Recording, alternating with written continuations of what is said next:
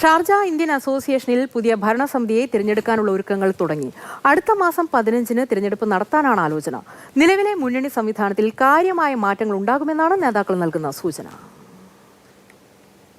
UAE-യിലെ ഏറ്റവും വലിയ പ്രവാസി കൂട്ടായ്മയാണ് മലയാളികൾ നേതൃത്വം നൽകുന്ന ഷാർജ ഇന്ത്യൻ അസോസിയേഷൻ. 2 വർഷമാണ് ഓരോ ഭരണസമിതിയുടെയും കാലയളവ്. മുസ്ലിം ലീഗ് പിന്തുണയുള്ള KMCC നേതാവ് നിസാർ തളങ്കര പ്രസിഡന്റും CPM പിന്തുണയുള്ള മാസിന്റെ നേതാവ് P. ശ്രീപ്രകാശ് ജനറൽ സെക്രട്ടറിയുമായ വിശാല വികസന മുന്നണിയാണ് നിലവിൽ ഭരണത്തിൽ.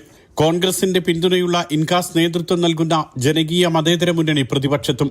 അസോസിയേഷനിൽ തെരഞ്ഞെടുപ്പ് നടത്താനുള്ള അനുമതിക്കായി UAE ദേശീയ സുരക്ഷാ സമിതിക്ക് അപേക്ഷ സമർപ്പിച്ചിട്ടുണ്ട്. തെരഞ്ഞെടുപ്പ് അടുത്തു വന്നതോടെ സ്ഥാനാർത്ഥികളെക്കുറിച്ചും മുന്നണി മാറ്റത്തെക്കുറിച്ചുമുള്ള ചർച്ചകൾ സജീവമാണ്.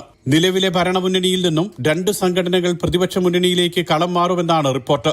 മാത്രമല്ല, കേരളത്തിൽ നിയമസഭാ തെരഞ്ഞെടുപ്പ് ചൂടുപിടിക്കുമ്പോൾ നിലവിലെ മുന്നണി സംവിധാനം തുടരുന്നതിനെക്കുറിച്ച് വിശാല വികസന മുന്നണിയിലും 2 അഭിപ്രായമുണ്ട്. നിലവിലെ പ്രധാന ഭാരവാഹികൾ വീണ്ടും മത്സരരംഗത്തുണ്ടാകുമെന്നാണ് സൂചന.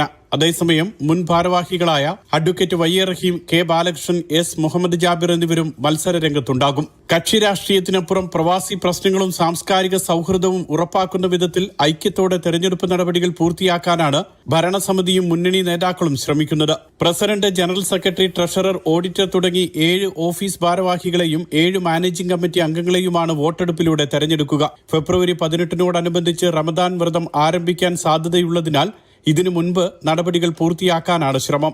Mathrubhumi news, Sharjah.